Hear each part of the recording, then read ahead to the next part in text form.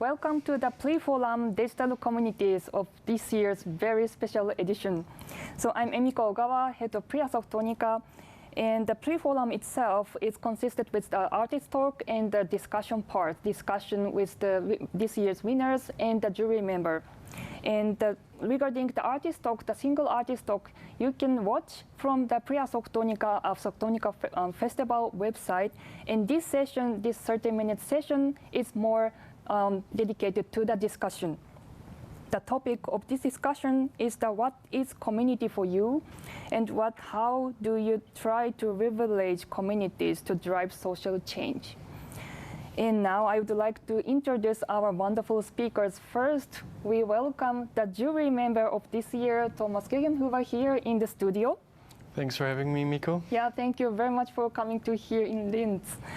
And via online, our speakers are, first of all, Eric Siu and Joel Kwong as messengers and HongKongers with the project of the Be Water by HongKongers, which got the Golden Nica project. And the Mourad Ayyach, an activist in Lebanon, and also the founding member of the Habaq movement, which got this year's Award of Distinction. And now, Thomas, please start this session. Yeah, hi Mourad, hi Joel, hi Eric. It's really great to have you here for a discussion on digital communities. And I would like to start with you, Joel and Eric, because when we think about communities and protests, especially in your historical context, it's not the first kind of protest.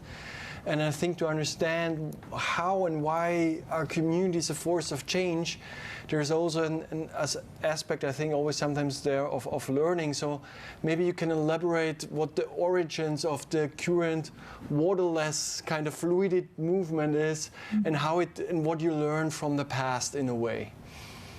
Okay, so let me start first. Well, I think a lot of people know about this big movement. It's like starting from last year, 2019, around June. There are huge protests in Hong Kong, like 1 million, 2 million people on the street. But then if we trace back a little bit, in 2014, there is another movement called Umbrella Movement in Hong Kong. We copy the model about Occupy. So by that time, we occupy Central, and then there are like 3 main areas in Hong Kong being occupied because we are striking for universal suffrage at that time. So it's about the freedom of the vote. And then eventually, well, the whole movement slides out, and then eventually we come to 2019, then we got the anti-eviction bill. And then so people starting protests, and then realize it's important that we to put intention to the political situations in Hong Kong. So there are like a lot of scenes that you guys may see in news afterwards. But then because we went through the umbrella movement, and we understand the importance about being leaderless, and then eventually it comes to the June, and then we have this digital technology platforms ready nowadays, and then organically threw in a leaderless movement afterwards. So this is like the flow of it and how we learn from the past. And why leaderless? Why is it so important that it's leaderless for you? What's the difference for that in your organizing capacity? Well, like back then was really centralized. So for example, like when you are occupying Central at that time, the financial center of Hong Kong, it's easy for the government to, or the regime or the authorities to target the people like who running on the leaders who run that. So in that case, if they got problem or they got tracked down by them, then that would be like easy to like distract the whole movement.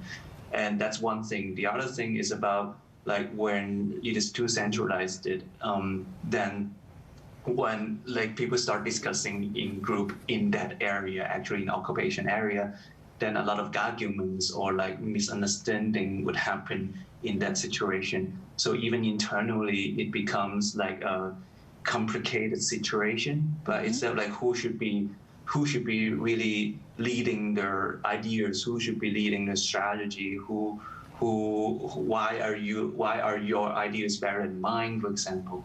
So that's why, and also like at that time, the authority take pretty effective strategy on their side, because they kind of just let them be over there. So when there's nothing really changing, nothing really happening, then this one sport doesn't evolve to something else, something more powerful. So that's what we learned at that time. And now at this moment, when it's decentralized, then things happen everywhere. The authority has no way to spot out where and who they should like target, for example. So when you arrest someone, there will be someone else like happening doing something in other places, and even internationally now. So that's why leaders become very useful strategy to us in this movement. Thank you, Eric. I'm gonna be coming back to that line of thought in a second. I wanna ask a question to Mourad, and you said it in the award ceremony before, and I wanna jump on that thought, because when we look at the history of what communities mean, is bottom-up communities, niches, they fill a gap that's left by someone else to drive social change. And I think Habaq movement is a great example of that. But I think to fill in everyone, Mourad, maybe you can explain a little bit what were the developments of the Habaq movement, and what's the specific gap that your community fills that no other societal domain is addressing. Mainly what we try to work on in Habaq movement is to show or to try to build an example or a model on having a cooperative without thinking that we have to only register it and we have like the legal paper and that's it. So a group of people want to do something and that's it. No, it was like we wanted to show that having a cooperative is part of our daily activities as a group. The developments of Habaq movement and what made us really bold after 17 October, that since like 3 years we are discussing the economic situation and we are trying to build small examples and small modules about that. When people were in the street and like we went there and we were protesting everywhere and doing everything to show our anger against this authority and against this regime and system, we suddenly found ourselves like we have to do it. We have to fill this gap. People are asking us what kind of solution you can give us, and this is how the street, how the people, how the protests were like. We were in their back, and they asked us to just yalla, get your chance and go ahead, work on your. There's an empty floor for you. Just go and do it. And this is what we succeeded. And we as group believe in direct action. So we just like in the middle of the protest, like a group of farmers entered and we just start like farming in the middle of the street and changing the space view and just like planting small cucumbers. Like I don't know, we did a lot of agricultural activities in the middle of a street, like small places. We just wanted to show people that everything could be happening in this. And I think the main player in this was people, because they give us the floor and say, "Yalla, take your chance, take your space, and do it." The second thing, that the situation when people are struggling with the system, they always, if they are optimistic, like people in Lebanon, like Lebanese refugees in Lebanon, they faced a lot of challenges. You're watching the news, but we're living this since born, challenging the system, challenging the situation, the economic situation. So we got the chance to, and we always give each other the chance to try or to experiment something, to build another model, a model who respects the people's dignities and human being dignities.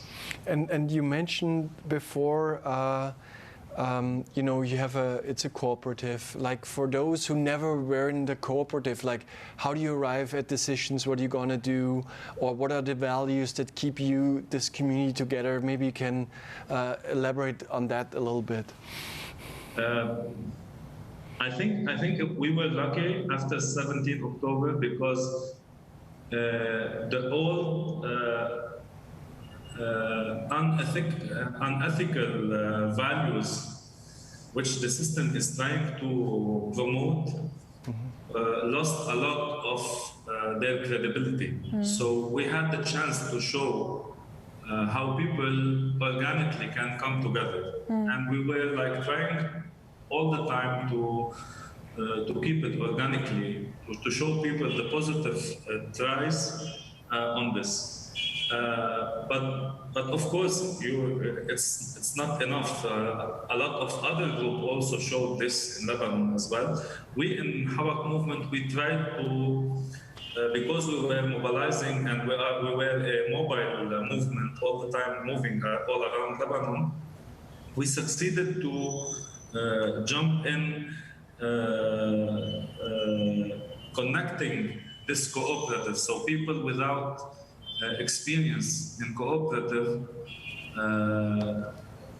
were meeting people with like high level of a very amazing cooperative experience, or workers union cooperative, or something like that. So we just try to keep showing the models and keep showing how people see cooperative, because like what I need in my city, in Tripoli, as a cooperative could be different than one other city like Beirut need as a cooperative, like activity or also value, because like the size of the city or the town or the village. So we were like trying to show all the time these difference and the lesson learned from everyone. So everyone, I think, has an input in the situation of Habaq. Thank you, Mourad. And I think this idea and this notion of solidarity, coming together, brings me back to Joel and Eric. And there's something, and Gerfried Stocker mentioned it before, and I also want to emphasize as a jury member, this, if you think about social movements and you think of communities, although they are different from traditional bureaucracies or companies that we know, they also have leaders or spokespersons and often that help coordinate activities. And this is not the case in the Hong Kong protest movement, which really, I think, sparks the question how I mean, we know now, you told us before, that it is important to have a leaderless movement, because then you don't get caught by the government so easily. But maybe Joel and Eric, can you illuminate a little bit how does a leaderless community actually work?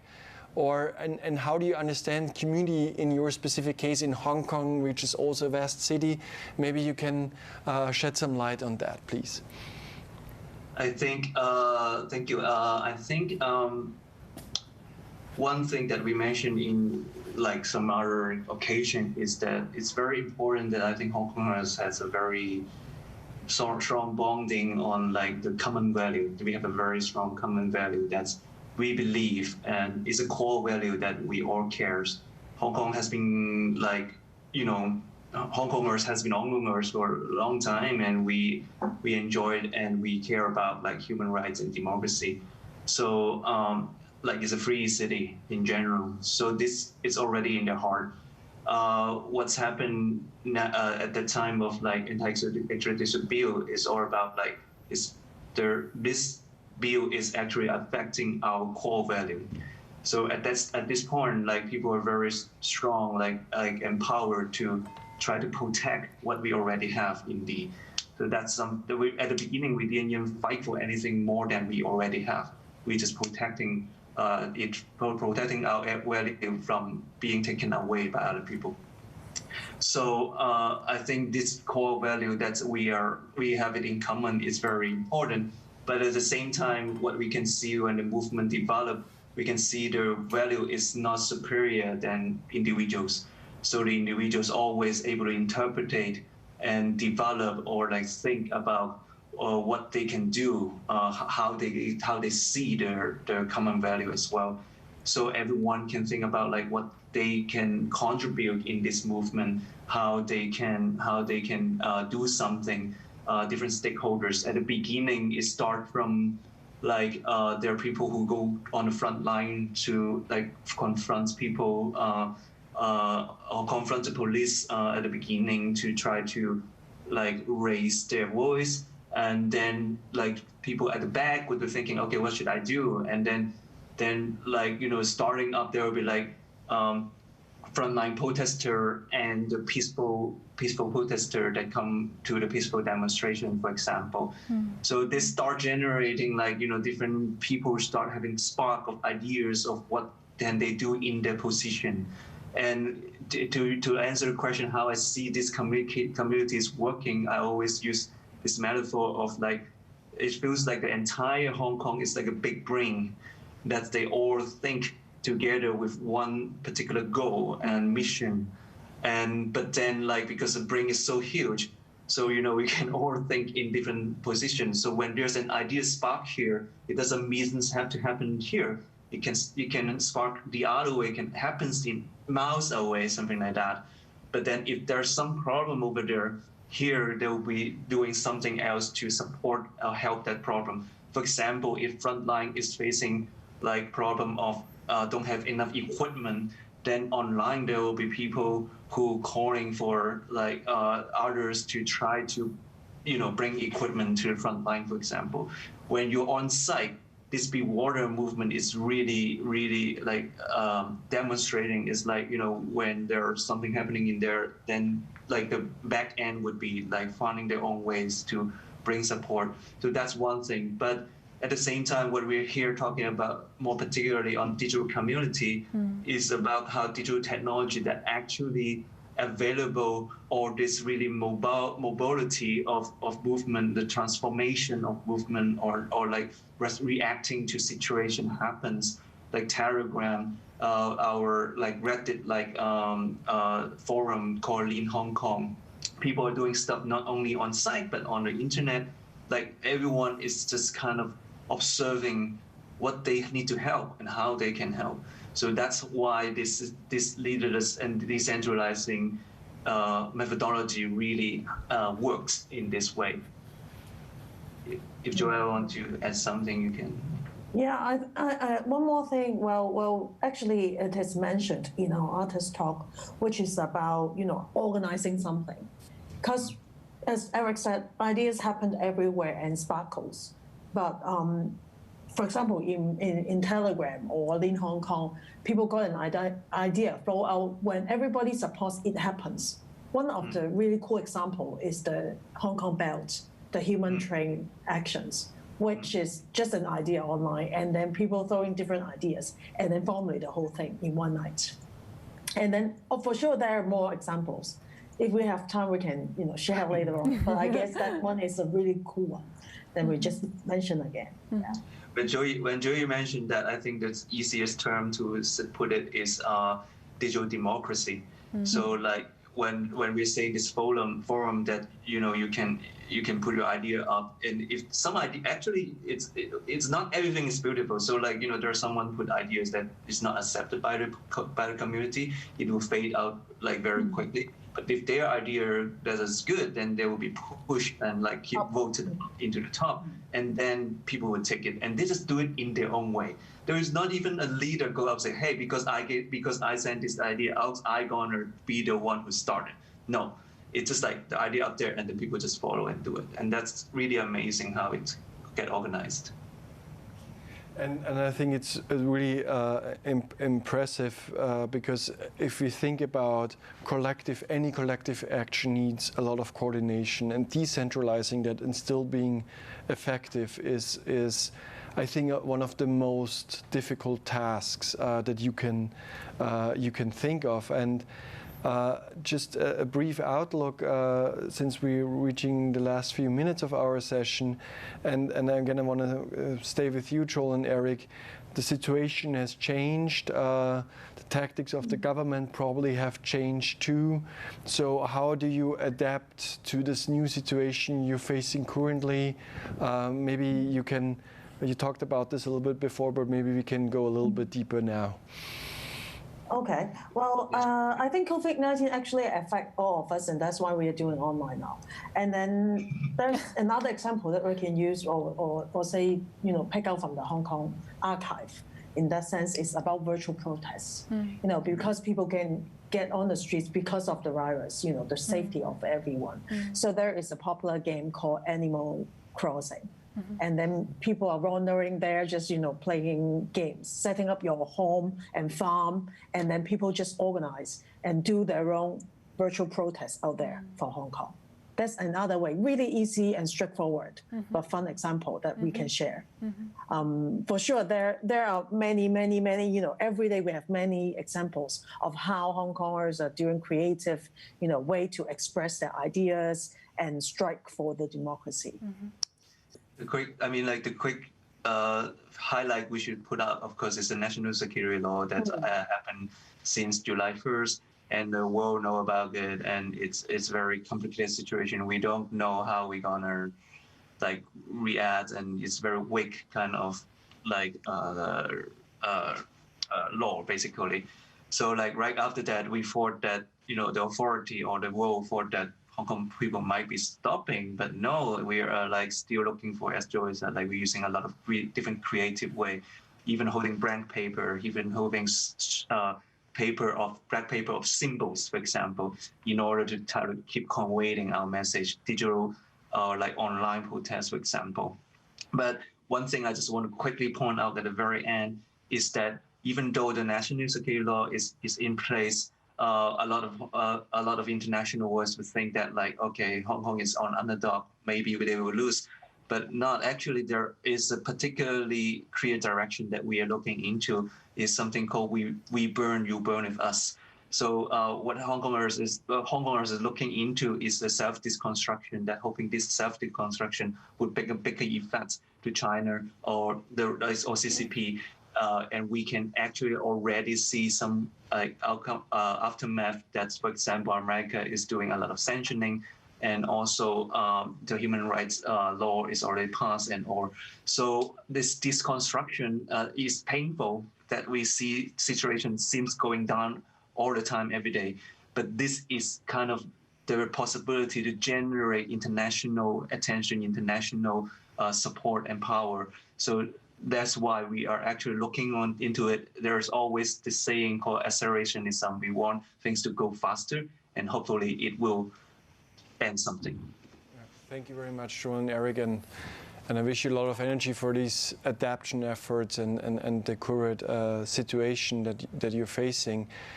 And Mourad, I also want to ask you, you told us what your movement achieves, the various activities, and maybe we know about the tragic events that happen and the government corruption. And for your movement, if you look now into the future, what's your path? What's the goal for the next year? What you want to reach to continue to drive social change in a way?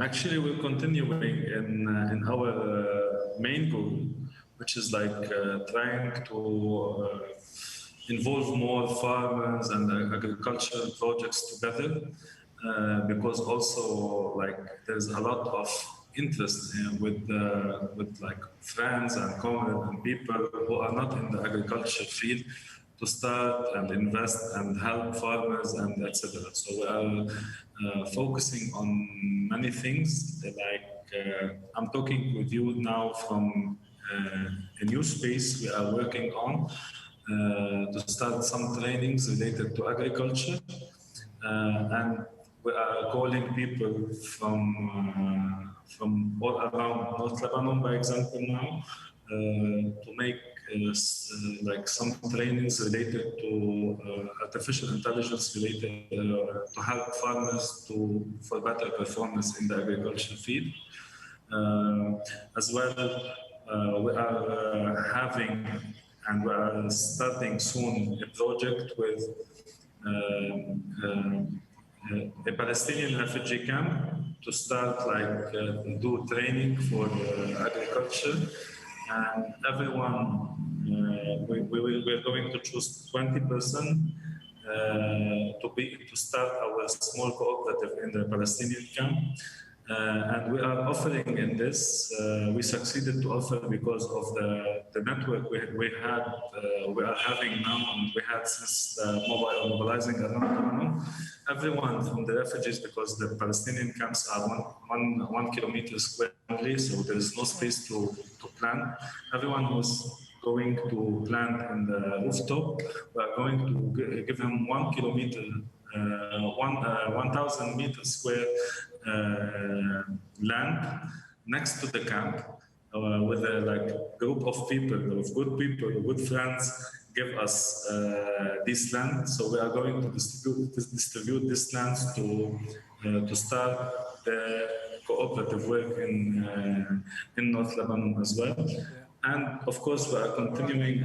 I need to jump in, unfortunately, due to the time. Thank you. It's so fascinating, but we have about 1 minute left. I just want to say thank you all, Joel, Eric, and Mourad, for sharing your insights, that we understand and the importance for communities and values as a force of coordination, but also a force of action, and that what also is a big lesson from both of your communities, that even if we face a dark situation, if we have a positive and optimistic force there, we can still spark some light and some hope in the people and rally them together to foster social change. So thank you very much for your work, and we wish you a lot of energy that you can continue to drive social change.